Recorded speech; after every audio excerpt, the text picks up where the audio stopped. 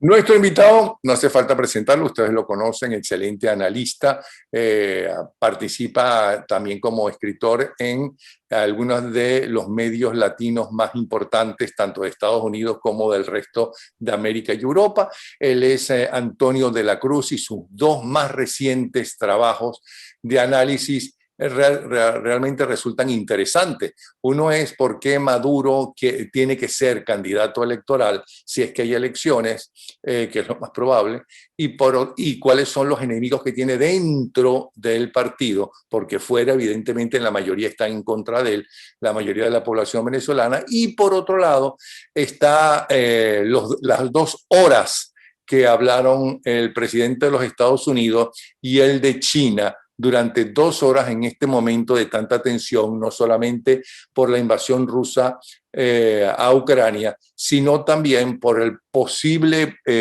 posible visita de Pelosi, que ahora está pidiendo a otros representantes del Congreso norteamericano que la acompañen a Taiwán. Y ya sabemos que Taiwán es un punto delicado en las relaciones y sumamente delicado en las relaciones de Europa y Estados Unidos con la China, que considera que Taiwán es territorio chino. Bienvenido, Antonio de la Cruz. Te escuchamos. Muchas gracias, Napoleón, por invitarme. Perdona que te interrumpa. Quiero pedir disculpas nuevamente por el sonido horripilante que tenemos. La gente de Apple está tratando de solucionarlo. Espero que en las próximas horas ya podamos disfrutar más aún de nuestros analistas. Perdona que te haya interrumpido, pero creo que le debo pedir disculpas primero a quienes tienen la paciencia de escucharnos con ese sonido. Adelante, Antonio. Muchas gracias, Napoleón, por la invitación. Y ya saben, el defecto del sonido es en la computadora de Napoleón, no en la mía. La mía está bien. Mira, entonces, viendo el contexto, ¿verdad? La pregunta del artículo de ¿será Maduro candidato en el 2024? Por supuesto, es una gran posibilidad que tiene porque necesita erigirse hegemónicamente como el líder de lo que él sostiene en Venezuela, que es la narcotiranía. Es necesario seguir. Sin embargo, los factores internos dentro del PSUV, del Partido Socialista Unido de Venezuela, empieza a levantar y a decir que no debería ser el candidato para el 2024, porque él ha traicionado la revolución bolivariana, los principios fundamentales que fueron la soberanía nacional y la justicia social. En ese sentido, cuando Maduro anuncia, que ya anunció que va a ser el candidato en el 2024, surgen grupos internos en la que empiezan a mostrar que hay que buscar cómo detener esa posibilidad de Maduro.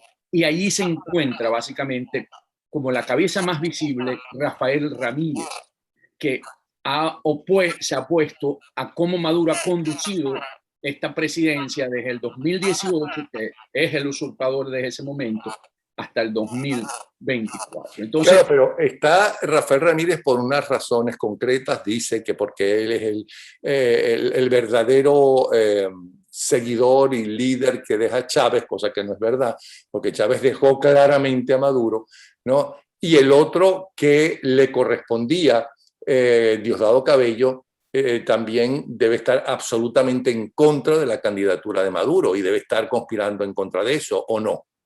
sí, si lo queremos ver como una empresa y hay una familia, entonces Chávez escoge como heredero de su legado a Maduro, pero también habían otros 3 herederos, que era Diosdado Cabello, que se sentía con el mismo derecho, Rafael Ramírez, y recordemos que de alguna manera, aunque era muy poco, el que estaba casado con la hija de Chávez, ahorita se me escapa el nombre, que fue el candidato para la gobernación de Barinas, que perdió. ¿Okay? Entonces, esos 3 también se sentían con el legado. Entonces, cuando Chávez coge a Maduro, entonces tuvieron que aceptar esa decisión del pater familia, si lo queremos ver de alguna manera como un concepto de empresa.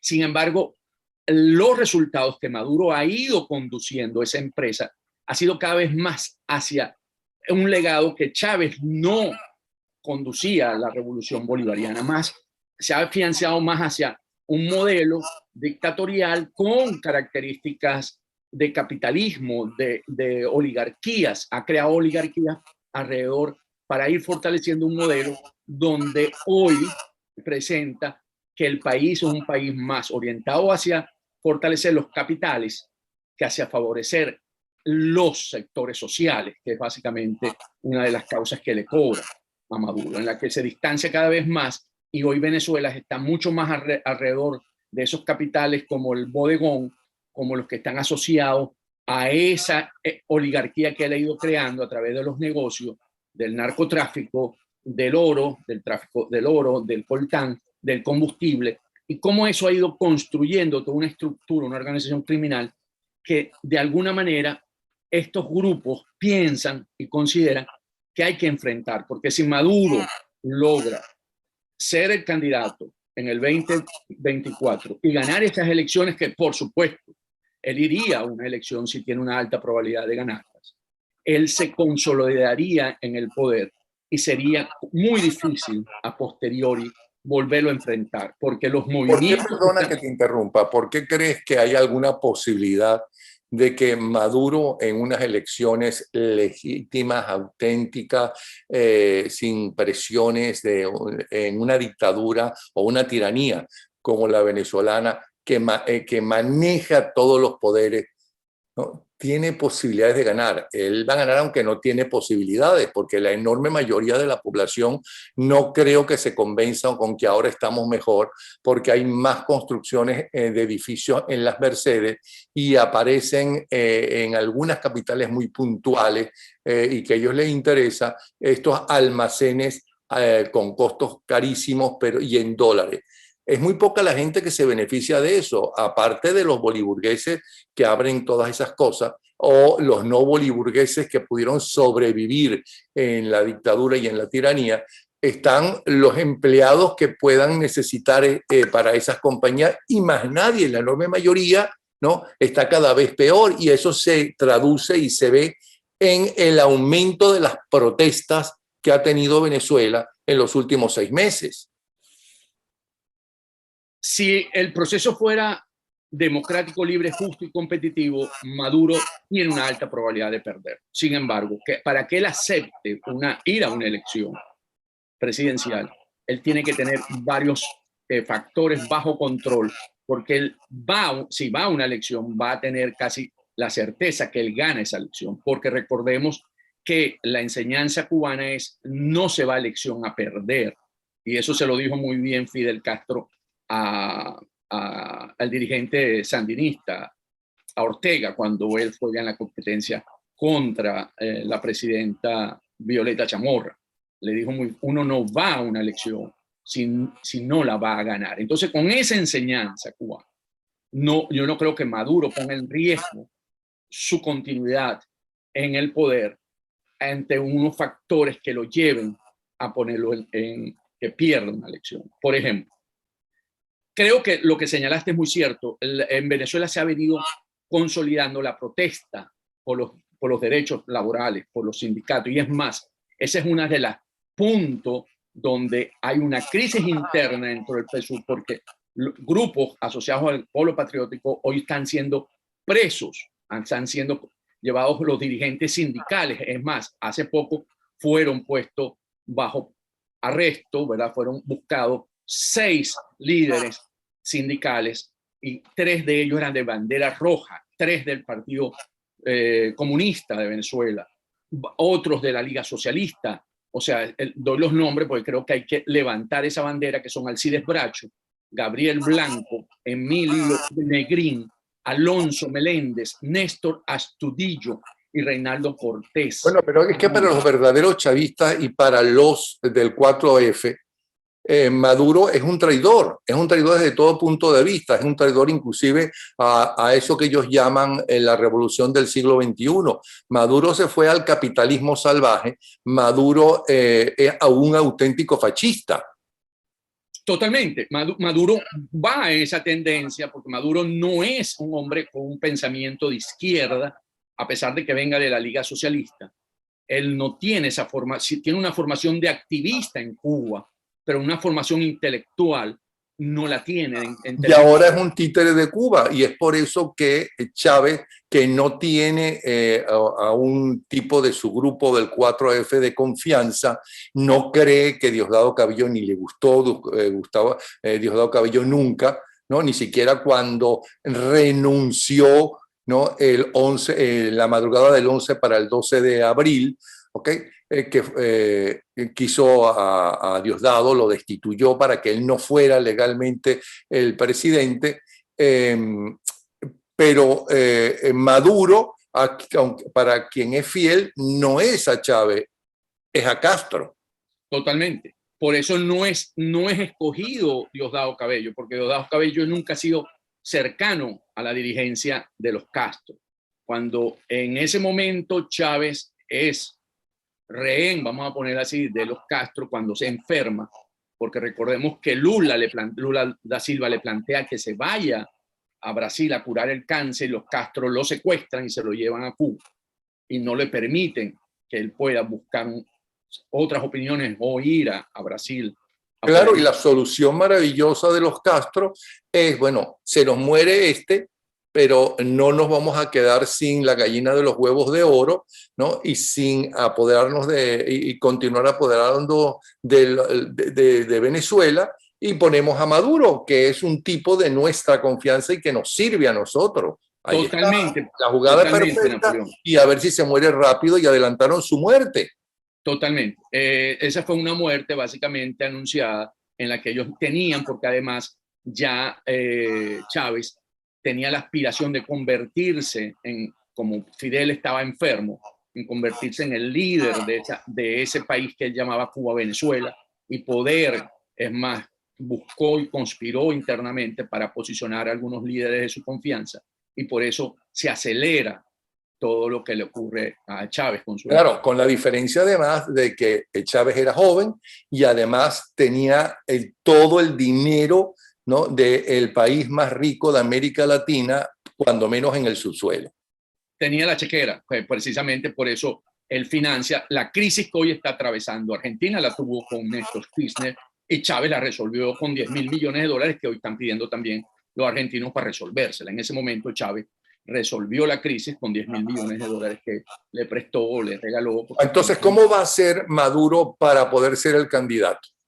Okay, a pesar del PSUV, a pesar de Diosdado Cabello, a pesar de Rafael Ramírez, y a pesar de los auténticos chavistas que todavía puedan quedar, y a pesar de los auténticos del 4F que todavía puedan quedar. Eso debería ir a un congreso del PSUV para poder ser el candidato oficial del PSUV.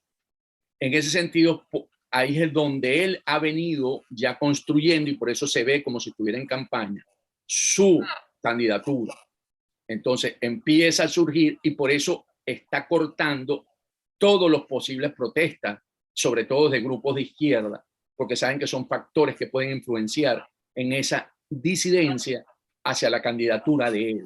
Y en ese sentido le toma un paso adelante, porque es la misma estrategia que usó para desmontar todos los posibles aquellos movimientos dentro de las Fuerzas Armadas, que fue poco a poco socavándolo, y hoy hay más presos políticos que son militares que los civiles, de acuerdo a el último reporte de la ONG del informe de represión política de Foro Penal.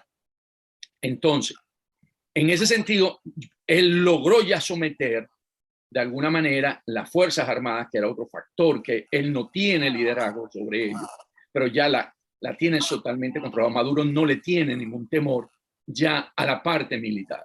Y de hecho, con Diosdado Cabello, recordemos que ha tomado dos decisiones. Primero, le pasó a retiro toda su promoción de golpe, y ahí no hubo ningún malestar. Y ahora, a la que le correspondía a su hermano, a José David, subir, no los ascendió, no los permitió que surgieran y fueran a posiciones de mando. Es algo descarado y claro que no sé por qué no lo ven los que se la pasan perdiendo su tiempo, ¿no?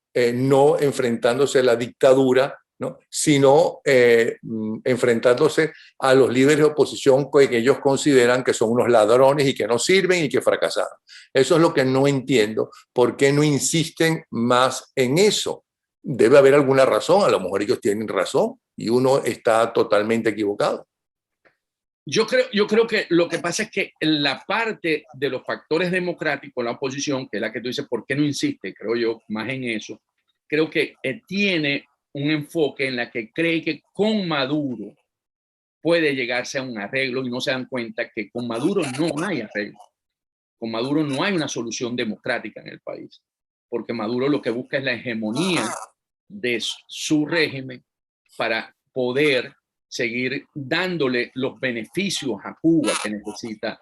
Además, es tan descarado, perdona, que ahí están las declaraciones de dirigentes del Partido Comunista que están enfrentados a Maduro y al gobierno diciendo que son unos traidores en dos palabras, aunque esa no es la que utilizan, a la revolución. Es un poco lo que está, Maduro lo que hizo Putin, ¿no? Que en los primeros meses le resultó en beneficio de la mayoría de la gente y que va convirtiendo, a pesar de que la economía es un fracaso, ¿no? Hacia un capitalismo salvaje muy diferente al chino. Y está haciendo exactamente... Y el Partido Comunista Ruso también está en contra de Putin. Totalmente. Son porque creen en una ideología marxista-leninista y ellos no creen, ellos creen en un modelo totalmente, en el caso de Putin, una tiranía alrededor de la oligarquía que maneja todos los negocios, y en el caso de Venezuela tenemos una tiranía que está alrededor de los negocios ilícitos en este momento. Carlos Hurtado, que es el coordinador nacional de clase media socialista, para reforzar lo que tú dices, dijo que hace 5 meses que Maduro no tiene ni la fuerza ni el respaldo para imponer su candidatura. Y de hecho, él señala algo que yo creo que hay que tomar en cuenta, que es el proceso de la Corte Penal Internacional por los crímenes de lesa humanidad durante su gestión lo podría inhabilitar. Y hoy, con lo que ocurrió en Londres, que determina la Corte en la sala de comercio, en no reconocerlo como el gobierno legítimo, es prácticamente otro aspecto donde Maduro en Miraflores debe estar muy molesto, para no decir la palabra nosotros, que es arrechero, porque él hoy es desconocido como el legítimo gobernante de Venezuela. Debe estarle pidiendo a Jorge Rodríguez que converse con los líderes del G4, que hasta cuándo van a sostener ese interinato, porque necesita acabar con ello, porque precisamente esa es una de las partes que puede afectarle para el 2024, porque él no es legítimo y va a tener dificultades. Y con los procesos en la Corte Penal, si se activan como se está solicitando en este momento por algunas organizaciones que activen ya el juicio, él empezaría a tener dificultades también como argumento para poder repetir una presidencia, porque puede ser llamados a juicio y ahí perdía otra vez su condición. Ya que mencionaste al interinato, ¿quién en este momento está apoyando internamente a Guaidó? Porque yo estoy viendo que Primero Justicia, no sé qué, que hay 3 de ese G4 que le están pidiendo y están diciendo que no, que aclare en qué utiliza el dinero, ¿no? Que le corresponde administrar. Es decir, en este momento Guaidó internamente, ¿quién lo defiende? Lo defiende una parte de voluntad popular, una gran parte de voluntad popular. Del resto de los partidos del G4, muy poco, ninguno, ni AD, ni Nuevo Tiempo, ni Primero Justicia. Porque en esa cohabitación que hay en Venezuela con Maduro, creen que es mejor conseguir un resultado para el 2024 y a cambio hay 2 cosas que básicamente Maduro quiere las sanciones por parte de Estados Unidos, que se las flexibilicen, porque él necesita de alguna manera colocar el crudo y sobre todo las económicas, el crudo venezolano, que ya le cuesta mucho más colocarlo en China, en Occidente, en Europa y en Estados Unidos, y eso le permite un ingreso por las exportaciones petroleras y le puede volver a permitir suministrar las cajas CLAPS, que tiene tiempo sin hacerlo por la falta de recursos. Y la otra es matar el interinato, porque el interinato le impide tener acceso a divisas que hay en el exterior y rápidamente las nombramos. 1.900 millones de dólares en Londres en oro al precio actual, 5.100 millones en el Fondo Monetario Internacional que fueron entregados a los países después del COVID como una medida paliativa para poder resolver las crisis que dejó en términos de recesiones. Ahí tiene 7.000 millones de dólares en la que él tendría de primera mano muy rápidamente si el interinato no existe. Entonces, en esa solución, y si le metemos los ingresos por exportaciones de petróleo, que van a estar alrededor, si eso estamos ya en agosto, porque ya se acaba el mes de julio, podríamos estar dando 5 meses a unos ingresos de unos 600, 700 millones por el precio de $80 el barril. Estamos hablando que podría tener ingresos más o menos de unos 600 millones, dijimos, un poquito más, 700, por 6 meses o 5 meses, serían 3.000 millones más. Entonces, lo que convierte a Maduro, aparte de lo ilícito, de los ingresos ilícitos, en un país donde puede poner a correr dinero en estos próximos 2 años en los sectores y podría volver a ser un encantador de serpiente. Entonces, en ese sentido, pienso que la estrategia de estos partidos que hoy creen en que la solución está básicamente en cohabitar con Maduro no es la más correcta en ese sentido, pues creo que sí hay que montarse en lo que estaba señalando tú, que por qué no se hace, en reforzar las luchas sindicales, en reforzar la lucha de la sociedad civil, en reforzar esas diferencias que existen hoy en términos de los sectores que hoy no están con Maduro, porque sí hay que buscar que Maduro no sea el candidato del 24. Y por otro lado, ¿qué gana los dirigentes de oposición? ¿Okay? Aunque no sean sumamente populares como eran antes todos esos partidos, ahora ya no lo son partidos minoritarios. ¿Qué ganan con ir a unas elecciones donde el candidato es Maduro, que ya ellos dijeron que es ilegal, que él no es un presidente legítimo?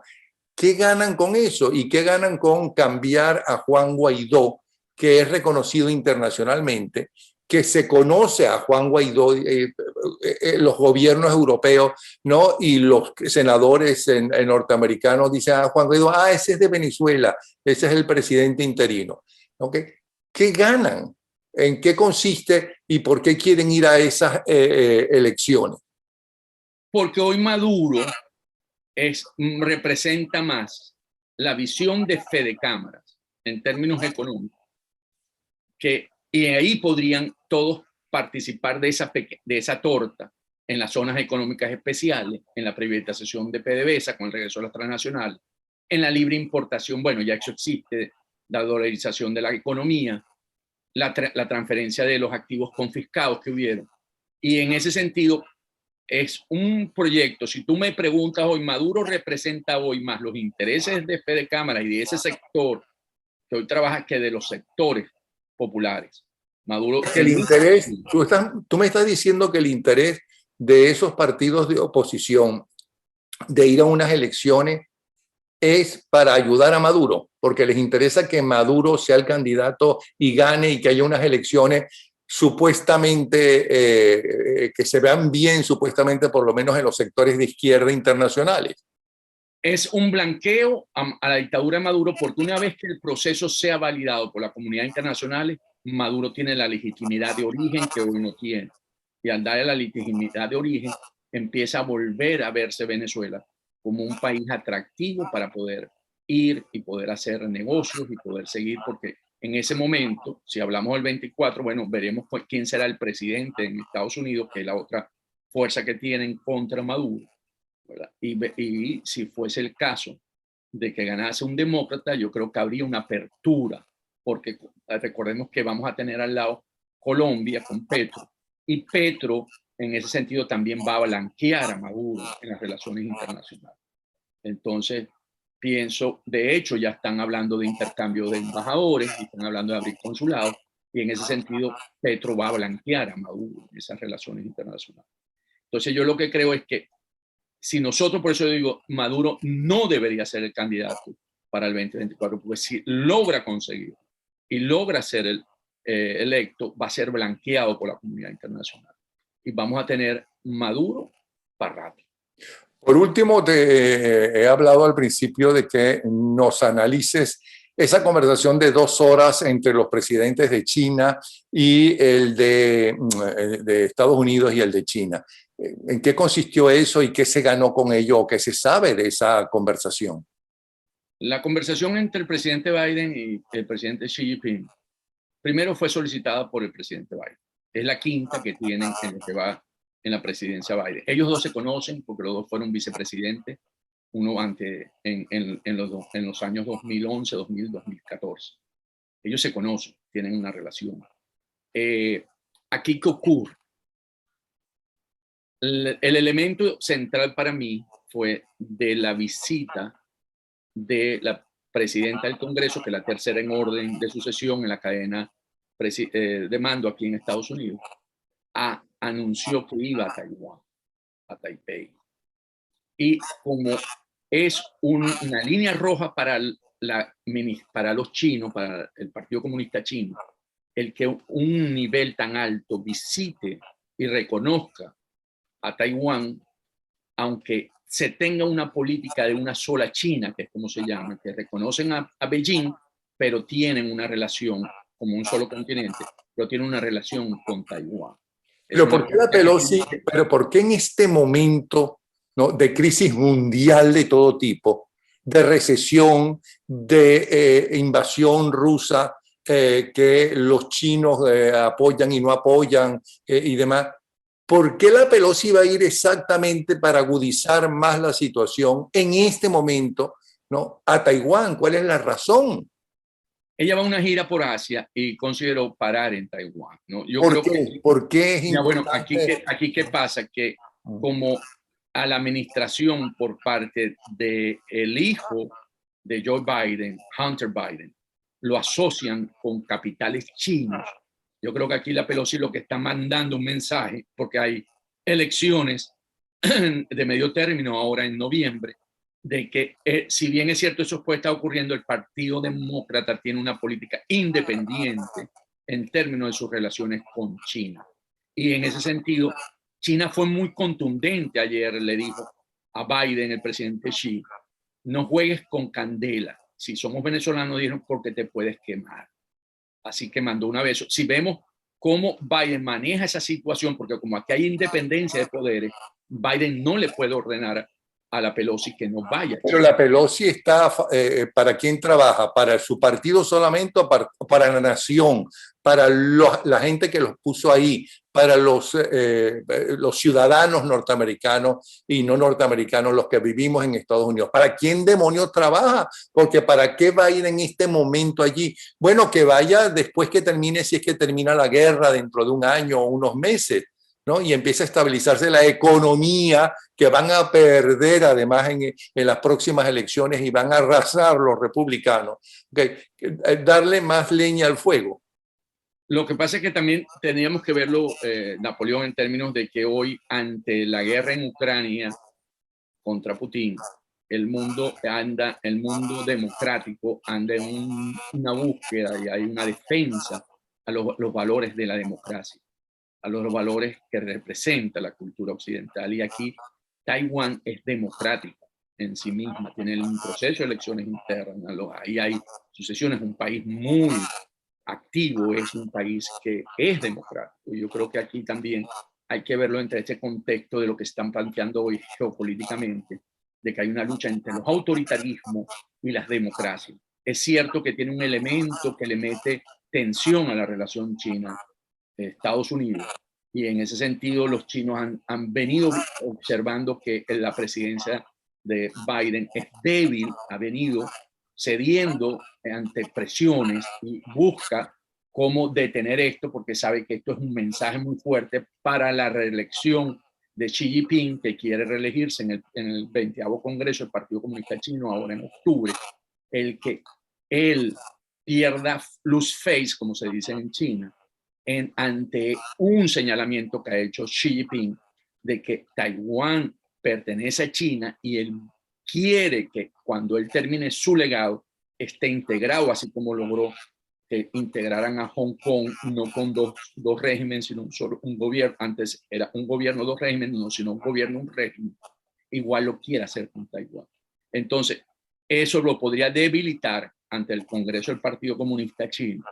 Y él, por eso se la está jugando.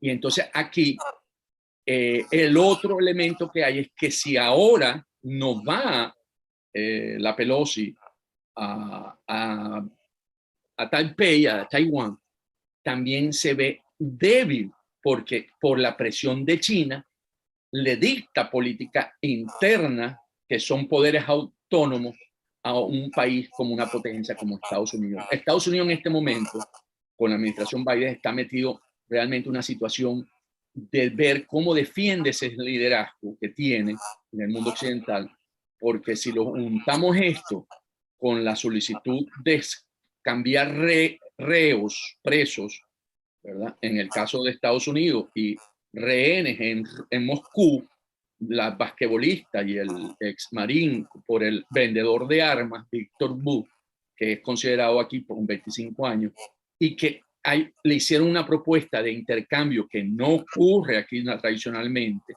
realmente, y Moscú no le ha dado respuesta precisamente porque quiere más, no quiere solamente un intercambio de 1 por 2. Entonces podríamos decir que Estados Unidos está realmente perdiendo ese liderazgo, porque hoy también en Irán los ayatolás no le interesa el acuerdo nuclear que le está planteando Estados Unidos, porque ellos están cerca ya de llegar a la bomba a la vuelta de unos 6 meses. Y si recordamos lo que hizo el norcoreano, le dijo que ya está preparado para enfrentar un ataque nuclear contra Estados Unidos. Entonces vemos cómo ese liderazgo de Estados Unidos está siendo cuestionado por los factores que hoy están alineados autoritarios. Perdona que te interrumpa. Tenemos un minuto nada más. ¿Por qué? ¿Qué busca Biden llamando a esta reunión con el presidente chino? Evitar daños colaterales, es decirle, explicarle, le ofreció quitarle las tarifas a los productos que le impuso Trump, a los productos chinos, entre otras, buscando ver cómo bajar si en algún momento la Pelosi insiste a Taiwán a hacer control de daños, pero creo que no lo logró. Bueno, muchísimas gracias, Antonio. Antonio de la Cruz, excelente analista y escritor. Un abrazo, Antonio. Nos vemos la semana que viene. ¿Okay? Recomiendo el libro de tu hija, muy bueno, me lo leí. Ah, qué bueno, se lo diré.